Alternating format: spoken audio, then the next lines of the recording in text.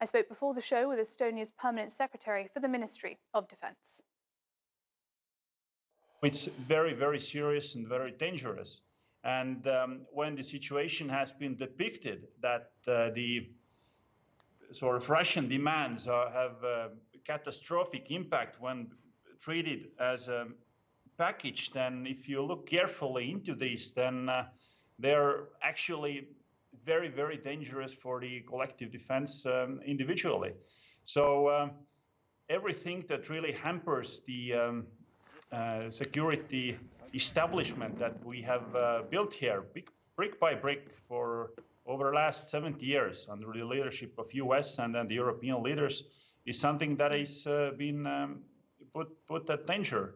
And it is happening at the Ukrainians at the gunpoint, massive troops being collected at their border, and clearly it's the most serious security situation in the last 30 years. And given the dangerous nature of the situation and how Estonia borders on Russia, what preparations are you taking to make sure that your country remains safe and secure, whatever might happen?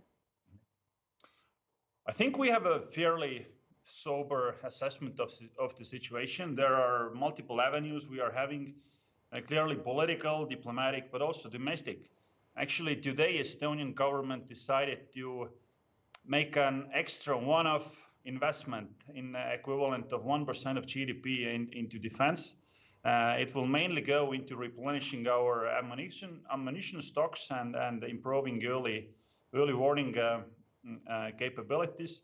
And just to put the 1% of GDP into the equivalent terms of UK or US, in UK it would mean 30 billion, and in US it would mean 200 billion.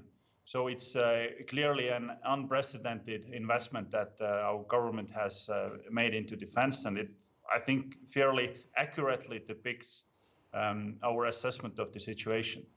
What we are also doing, we are speaking with Ukrainians, and what they say is that they feel the support, they feel the unity, but what they need is weapons and ammunition, and we will get it to them.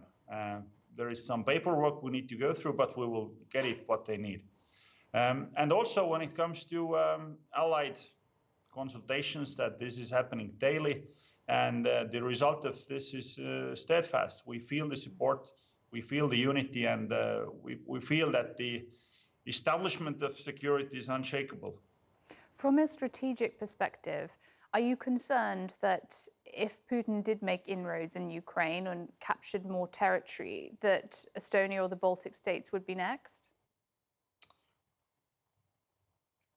You know, when I started saying that we are facing the most serious security situation in the last 30 years, then there is no way I can somehow assure that we are feeling somehow extremely safe here. No, we are not. It's clearly very dangerous.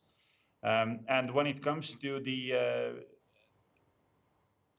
activities rolling out in Ukraine, then this is really a laboratory test also for Estonia and other Baltic states. And when there are clearly many ways to assess the diplomatic rollout, but there are also some parameters that can be measured very accurately. And one of these is their ability to accumulate forces. And it's not actually the first time. This is the second time in the last 8 months when they have amassed more than 100,000 troops on Ukrainian borders.